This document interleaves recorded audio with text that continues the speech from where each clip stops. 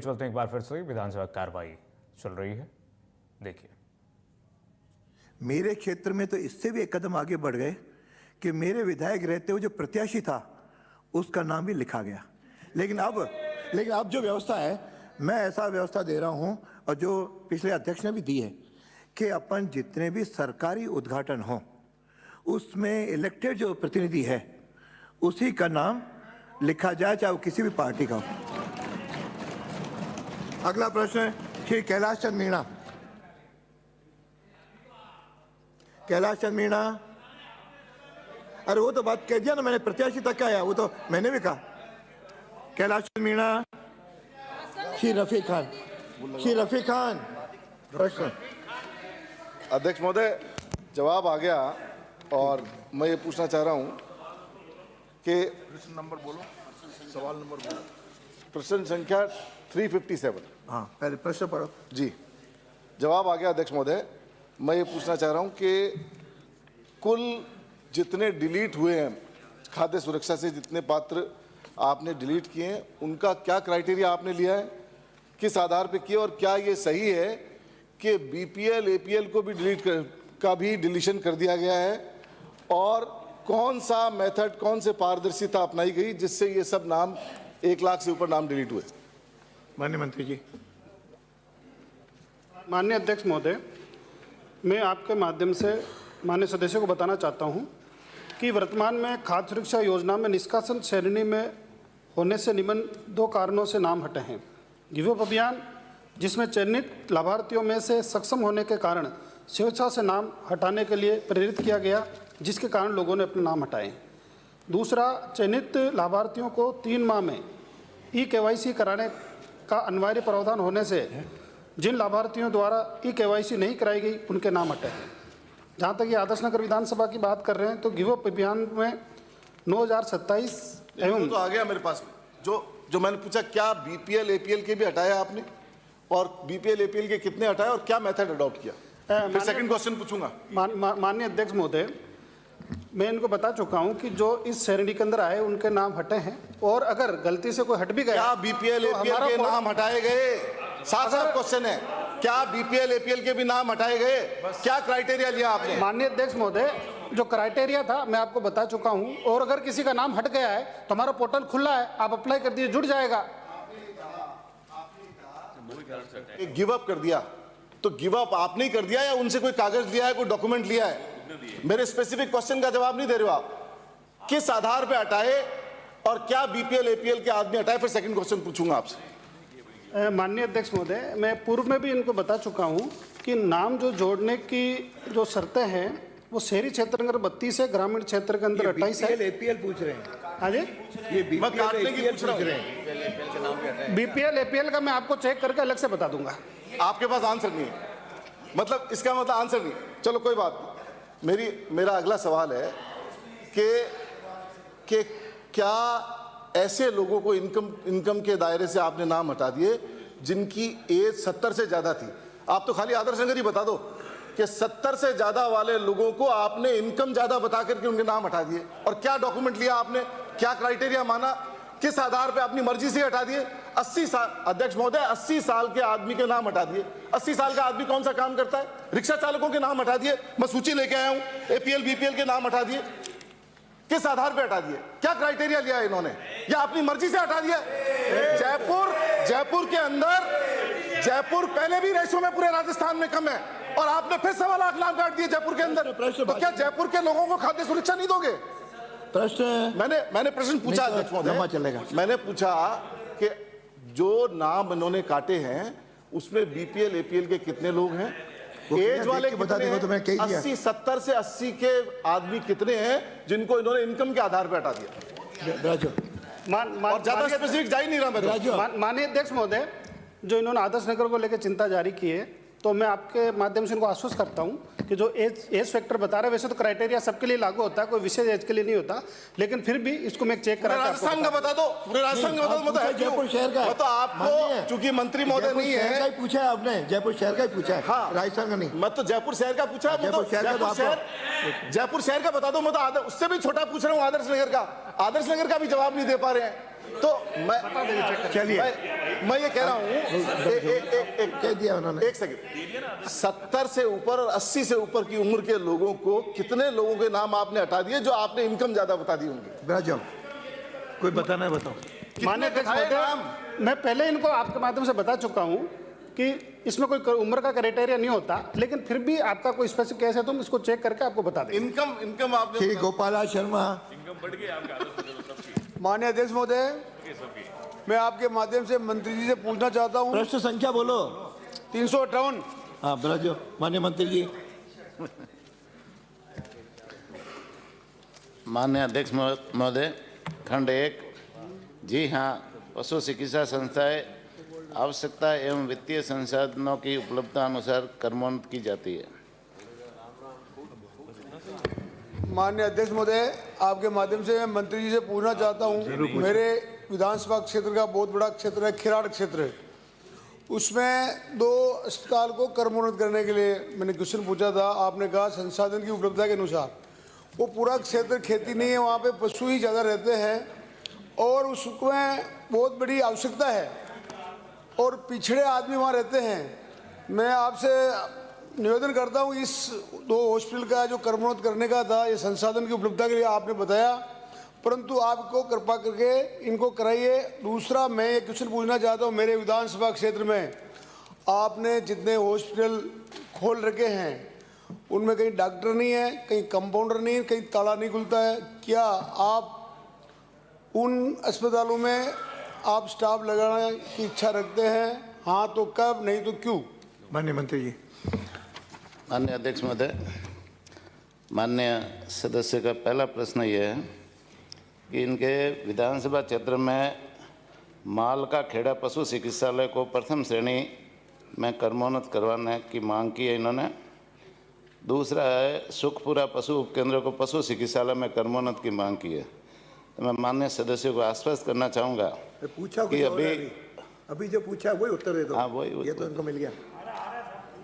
Budget अभी माननीय मुख्यमंत्री जी ने बजट में घोषणा की है और बिंदु संख्या 188 क्रम संख्या 3 में 50 पशु चिकित्सालय को प्रथम श्रेणी में कर्मोन्नत करने की घोषणा की है और उसी के तहत मैं सदस्यों को आश्वस्त करना चाहूँगा, माल का खेड़ा पशु चिकित्सालय को प्रथम श्रेणी में कर्मोन्नत करने की कार्रवाई की जाएगी। अगला प्रश्न है श्री अर्जुन लाल। माननीय अध्यक्ष जी, क्वेश्चन नंबर 359। माननीय मंत्री जी। माननीय अध्यक्ष महोदय, खंड 1। तहसील बिलाड़ा, तहसील पीपाड़ शहर, तहसील लूणी एवं तहसील जोधपुर में वन विभाग के नाम भूमि आरक्षित है तथा तहसील कुड़ी भक्तासनी में वन भूमि आरक्षित नहीं है। उक्त तहसीलों में आरक्षित वन भूमि का ग्रामवार विवरण परिशिष्ट 1 पर संलग्न है। खंड 2। जी हाँ, उक्त वन खंडों में अवैध अतिक्रमण एवं अवैध खनन संबंधी शिकायतें प्राप्त हुई हैं। जिन जिन वन खंडों के संबंध में अवैध अतिक्रमण एवं अवैध खनन की शिकायत प्राप्त हुई हैं, उन पर तथा विभागीय अधिकारियों कर्मचारियों के क्षेत्र निरीक्षण के दौरान संज्ञान में आए अवैध अतिक्रमण एवं अवैध खनन पर वर्ष 2024 एवं 2025 में की गई कार्रवाई का विवरण परिशिष्ट 2 एवं 3 पर संलग्न है। खंड 3। वन भूमि पर गैर वानिकी कार्य हेतु भारत सरकार द्वारा वन संरक्षण एवं संवर्धन अधिनियम 1980 के तहत जनोपयोगी कार्यों के लिए अनुमति प्रदान की जाती है। वन संरक्षण एवं संवर्धन अधिनियम 1980 की प्रति परिशिष्ट 4 पर संलग्न है। माननीय सदस्य। माननीय अध्यक्ष महोदय, मैं आपकी अनुमति से माननीय मंत्री महोदय से जानना चाहूँगा कि मेरे विधानसभा क्षेत्र बिलाड़ा में जो आपने परिशिष्ट 1 और 2 में जो 14 गांव और उन 14 गांवों के जो आपने जमीन हेक्टर्स में दी है करीब 1593 हेक्टर, उसमें जूली फ्लोरा के पेड़ पौधों का उन्मूलन जो 5 वर्षों में किया गया, उस पर कितना व्यय किया गया और किस किस ग्राम में कितनी कितनी भूमि से इन पेड़ पौधों का उन्मूलन किया गया। साथ में उक्त भूमि में गत 5 वर्षों में कितने पौधे लगाए गए? माननीय मंत्री जी। माननीय अध्यक्ष महोदय, भीलड़ा से आने वाले माननीय सदस्य ने जो जूली फ्लोरा के उन्मूलन के संदर्भ में प्रश्न किया है, उस बारे में बताना चाहूँगा कि विधानसभा क्षेत्र भीलड़ा में गत वर्षों में 6.50 हेक्टेयर वन भूमि से जूली फ्लोरा का उन्मूलन कराया गया है, जिस पर कुल रुपये 2,06,000 रुपये का व्यय किया गया है। उक्त उन्मूलन कार्य ग्राम पंचायत हरियाणा में कराया गया है। साथ ही साथ आपने जिस पौधारोपण की बात करी है, भीलड़ा विधानसभा क्षेत्र में पिछले 5 वर्षों में 25,000 पौधों का रोपण किया गया है। मेरा दूसरा प्रश्न है माननीय मंत्री महोदय कि जो आपने वन भूमि भीलड़ा विधानसभा क्षेत्र में रखी है, क्या उनका आपने भूमि का डिमार्केशन किया गया? कितने कितने सीमा स्तंभों के द्वारा वहाँ पे उसकी चाहे फेंसिंग हो, सूखी पत्थर की चुनाई हो, या किस तरह से अपने उसका डिमार्केशन किया गया? और उसी के साथ जो इनका वन भूमि इनके खाते में वन विभाग के नाम में दर्ज नहीं हुई, उसके पहले की जो बसावटें थी, जो गांव बसे हुए हैं, जैसे मेरे पड़ासला कला, पड़ासला खुर्द की भाटों की ढाणियाँ हैं, देवाशयों की ढाणियाँ हैं, वो आपके वन विभाग को अलॉट नहीं हुई जमीन, उसके पहले की बसी हुई है, तो क्या उनको वापस बाहर निकालने के लिए आपने कोई ऐसा नियम बनाया है जिससे कि वो वापस अपनी बसावटों में बसे रहें? माननीय मंत्री जी। माननीय अध्यक्ष महोदय, भीलड़ा से आने वाले माननीय सदस्य ने जो बस्तियां 1980 के पहले की बसी हुई हैं, उनको लेकर के भारत सरकार का वन संरक्षण एवं संवर्धन नियम 1980 के तहत ही हम अनुमति दे सकते हैं। विशेष रूप से कोई जन उपयोगी कार्य जिसमें पानी की लाइन हो, सड़क का निर्माण हो, या आपके शिक्षा से संबंधित काम हो, बिजली की लाइन डालने हो, उसी के लिए ही अनुमति है। साथ ही साथ आपने जो डिमार्केशन की बात करी, उसके बारे में बताना चाहूँगा कि हरियाणा में आवश्यक 92 पिलर में से 72 पिलर, कापराड़ा में आवश्यक 238 पिलर में से 38 पिलर, होलपुर कला में आवश्यक 106 पिलर में से 58 पिलर और पड़सला कला में 56 पिलर में से 49 पिलर लगे हुए हैं। शेष वन खंडों में पिलरों के निर्माण का सीमांकन होने तथा बजट की उपलब्धता के अनुसार कार्य करवाए जाएंगे। साथ ही साथ माननीय सदस्य ने सीमा ज्ञान के बारे में भी पूछा है, तो मैं उसके लिए एक जॉइंट सर्वे होता है और जॉइंट सर्वे करा लिया जाएगा और सीमा ज्ञान करा दिया जाएगा। अगला प्रश्न श्री रेवत राम डांगा। माननीय अध्यक्ष महोदय, प्रश्न संख्या 360। हाँ, माननीय मंत्री जी। माननीय अध्यक्ष जी, खंड 1 पुलिस थाना खींवसर के कर्मचारियों के आवास निर्माण हेतु भूमि आवंटित की जा चुकी है। भूमि आवंटन की प्रति परिशिष्ट ऐप पर संलग्न है। पुलिस थाना भावंडा के कर्मचारियों के आवास निर्माण हेतु दिनांक 10/6/2022 को भूमि आवंटित की गई थी, किंतु माननीय उच्च न्यायालय जोधपुर द्वारा आवंटन निरस्त कर दिया गया और पांचौड़ी थाना के कर्मचारियों के आवास निर्माण हेतु भूमि आवंटन की प्रक्रिया विचाराधीन है। माननीय सदस्य। खंड 2 पुलिस अधीक्षक जिला नागौर के पत्र क्रमांक 778 दिनांक 26/4/2022 द्वारा पुलिस थाना खींवसर में 9 आवासीय भवनों एवं ट्यूबवेल निर्माण हेतु तखमीना राशि 2 करोड़ का व्यय होना अनुमानित है। अभी राशि स्वीकृत नहीं हुई है। आगामी वर्षों में निर्माण कार्यों हेतु राज्य सरकार के उपलब्ध संसाधनों से बजट आवंटन होने पर सभी जिला यूनिटों की मांग के अनुसार आनुपातिक आधार पर बजट आवंटित कराकर भवन निर्माण करवाया जाना संभव होगा।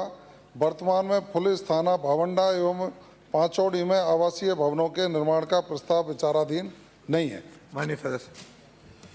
माननीय अध्यक्ष महोदय, मेरा पूर्व प्रश्न यह है कि भावंडा में आज़ादी के समय से पुलिस थाना है और उसकी बिल्डिंग भी 60-70 साल पुरानी है, जो अब जर्जर हालत में है। पुलिस थाना भावंडा के नए भवन व स्टाफ क्वार्टर निर्माण के लिए 2022 में शंखवास में हाईवे के नज़दीक भूमि आवंटन हुई थी, परंतु उसके विरोध में स्थानीय ग्रामीण हाईकोर्ट चले गए और हाईकोर्ट ने वो भूमि आवंटन निरस्त कर दिया और कलेक्टर नागौर को उसके नज़दीक ही भूमि आवंटन करने का आदेश दिया। लेकिन 3 साल बाद भी अभी तक भावंडा थाने व स्टाफ क्वार्टर के लिए शंकुवास में भूमि आवंटन नहीं हुई है। शंकुवास भावंडा थाने के क्षेत्राधिकार के बीचों बीच पड़ता है। मेरा माननीय मंत्री महोदय से निवेदन है कि भावंडा थाने और स्टाफ क्वार्टर के लिए शंकुवास में हाईवे के नज़दीक कब तक भूमि आवंटन कर दी जाएगी और पांचोड़ी थाने का नया भवन व स्टाफ निर्माण की कार्रवाई कब तक पूरी कर ली जाएगी, ये बताने की कृपा करें। माननीय मंत्री जी। माननीय अध्यक्ष जी, आपके माध्यम से मैं खींवसर से आने वाले माननीय सदस्य को अवगत कराना चाहूँगा कि पुरानी जो ज़मीन अलॉट हुई थी पूर्व में, वो हाईकोर्ट से आदेश से वो निरस्त हो गई। मैंने जिला पुलिस अधीक्षक को निर्देशित किया है कि उचित ज़मीन तलाशें और माननीय विधायक जी के कोई ध्यान में हो, कोई ज़मीन निर्विवाद हो, उसका आवंटन की प्रक्रिया कराने के लिए वो जिला कलेक्टर को बता दें। निश्चित रूप से जल्दी ज़मीन का आवंटन करा दिया जाएगा। जहाँ तक पांचौड़ी थाना के कर्मचारियों के आवास निर्माण की बात है, वो भूमि आवंटन की प्रक्रिया चल रही है। जैसे ही भूमि आवंटन हो जाएगा और बजट की उपलब्धता होगी, हम निश्चित रूप से कराएंगे। अगला प्रश्न श्रीमती कल्पना देवी। हो गया? आप वही पढ़ो, पूरक प्रश्न तो है ही नहीं, आप तो पेज को पढ़ रहे हो। पूरक प्रश्न कोई पूछना है तो 1 मिनट। पूर्व प्रश्न, दूसरा प्रश्न है, पूछो ना, पढ़ो आप, 2 लाइनें 4 लाइनें पूरा, आप पेज ही पढ़ रहे हो। मेरा दूसरा प्रश्न यह है कि एसपी नागौर ने खींवसर थाने के स्टाफ आवास निर्माण के लिए 2022 में 2 करोड़ का एस्टीमेट बनाकर भेजा, लेकिन अब तक राशि स्वीकृत नहीं हुई है। और राशि कब तक स्वीकृत कर दी जाएगी, माननीय मंत्री जी बताने की कृपा करें। माननीय मंत्री। माननीय अध्यक्ष जी, वैसे तो मैंने खंड 2 में इसका उत्तर लिखित में माननीय सदस्य को आपके माध्यम से पहुंचवा दिया, लेकिन मैं ये कह रहा हूं कि 2 करोड़ की राशि का तखमीना बना करके भेजा गया है। बजटीय संसाधन उपलब्ध होने के बाद उस पर सकारात्मक रूप से विचार करके बजट उपलब्ध होगा तो काम करा दिया जाएगा। अगला प्रश्न श्रीमती कल्पना देवी। प्रश्न संख्या 361। माननीय मंत्री जी। खंड 1 विधानसभा क्षेत्र लाडपुरा में कला एवं पर्यटन की दृष्टि से स्मारक तथा सांस्कृतिक दृष्टि से कोई सर्वे नहीं करवाया गया है, तथापि विभाग द्वारा संरक्षित घोषित स्मारक निम्न हैं। चट्टानों पर उत्कीर्ण शैल चित्र, शिव मठ मंदिर, चंद्रसेल मंदिर समूह, मानस गांव। खंड 2 उपरोक्ता अनुसार। खंड 3 पुरातत्व महत्व में संरक्षित चंद्रसेल मठ की छतरियों के जीर्णोद्धार मरम्मत की वर्तमान में कोई कार्य योजना प्रस्तावित विचाराधीन नहीं है। विभाग में बजट उपलब्धता तथा कार्य प्राथमिकता के आधार पर युक्त निर्णय लिया जाकर जीर्णोद्धार एवं मरम्मत के कार्य करवाए जाते हैं।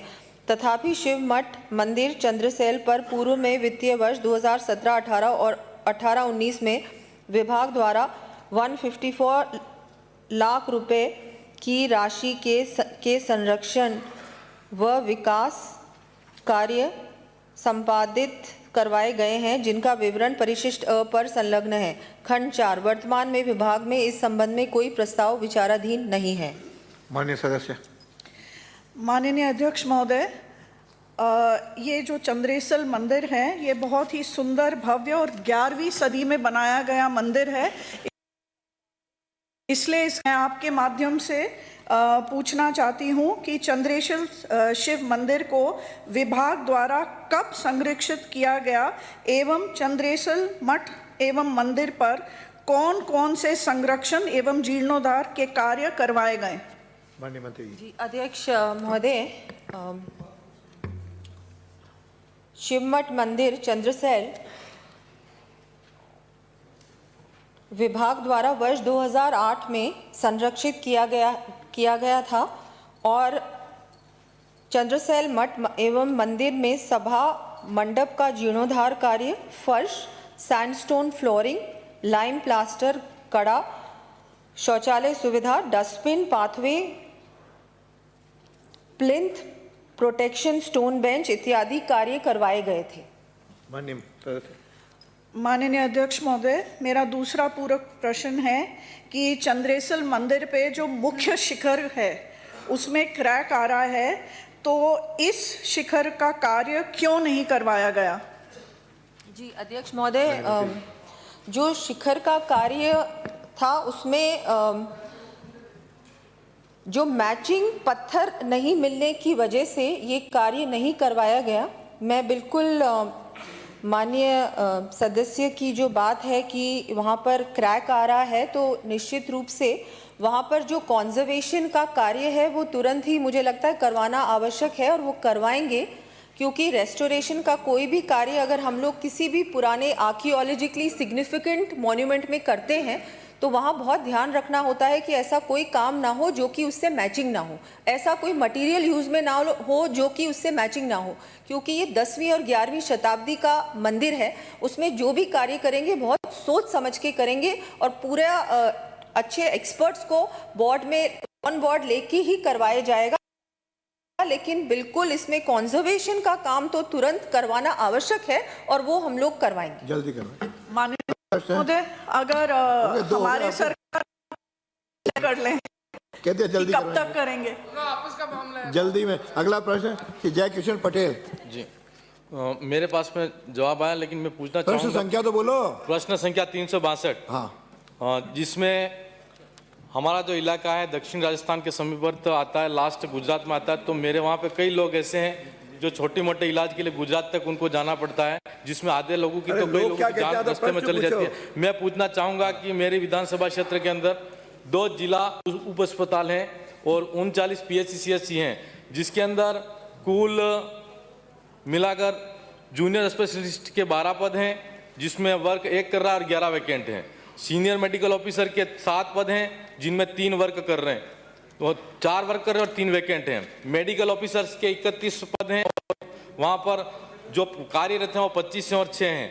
तो मैं माननीय मंत्री जी से पूछना चाहूँगा कि यह पद कब तक भरेंगे, पहला।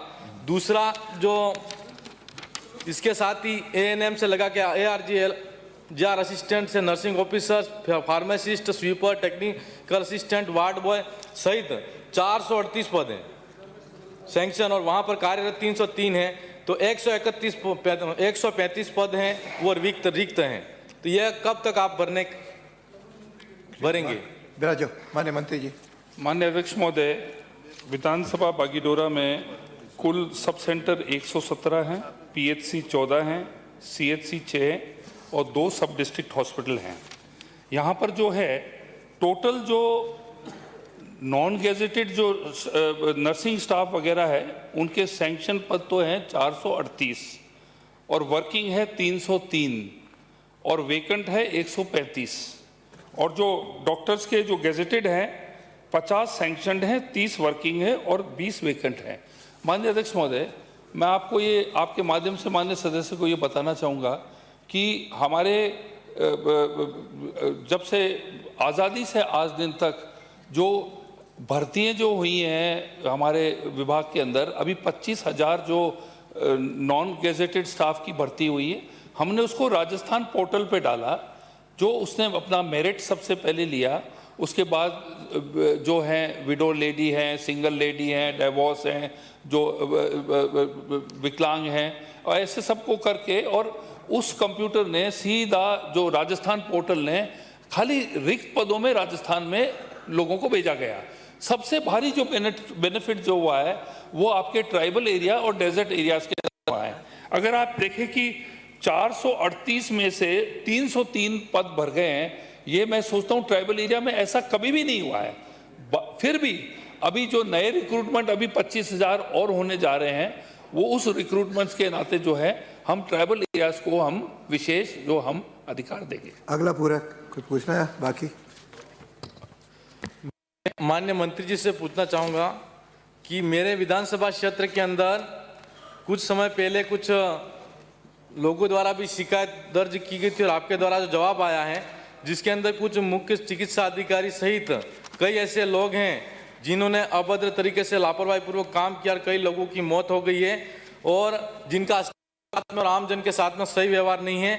अगर इनके खिलाफ में आपके पास में कोई लिखित शिकायत प्राप्त हुई है तो इसके खिलाफ आपने क्या कार्रवाई की, और नहीं की तो क्यों नहीं की, और करेंगे तो कब तक करेंगे? माननीय मंत्री जी, अध्यक्ष महोदय, खंड 4 में है। छोटी छोटी जो समस्याएं आती हैं उनका तो निस्तारण किया जाता है। अगर कोई माननीय विधायक महोदय को कोई पर्टिकुलर मामले के अंदर जो न्याय नहीं दिया गया हो, कार्रवाई नहीं करी हो, लेकिन 2 बड़े मुद्दे जो आए थे कंप्लेंट्स के, एक तो प्रभुलाल मेहता, उन्होंने 14/8/24 को CMA चौक जो है बांसवाड़ा और BC में जो बागी डोरगा उनके कंप्लेंट की, उनके खिलाफ की थी कि कोई उनकी जो डॉक्टर्स ने हैं उनकी वाइफ की डेथ हो गई थी, तो उसकी वजह से उन्होंने ये 2 बड़ी कंप्लेंट हुई। एक माननीय विधायक महोदय ने भी कंप्लेंट करी है कि जो वहाँ पर जो CMHO है वो जो है देवेंद्र दामोर,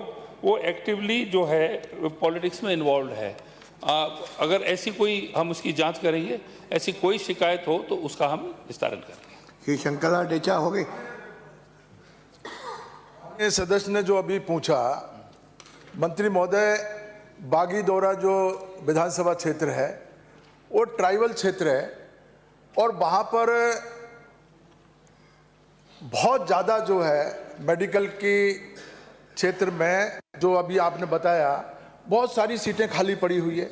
तो मैं आपके माध्यम से माननीय अध्यक्ष महोदय, मैं मंत्री जी से ये जानना चाहता हूँ, क्या ये ट्राइबल एरिया के लिए कोई सरकार अलग से कोई ऐसा प्रावधान करे जहाँ मेडिकल की सुविधाएं ज़्यादा से ज़्यादा हो जाए, लोगों को भागना नहीं पड़े, और खून की कमी के कारण और वहाँ गरीबी के कारण लोग जो है बच्चों का जो है पलायन हो रहा है और मानव तस्करी हो रही है, DNA तक बिक गया अमेरिका तक। तो माननीय मंत्री महोदय, मैं आपसे जानना चाहता हूं कि इसमें आज सरकार की कोई प्राथमिकता है या नहीं है?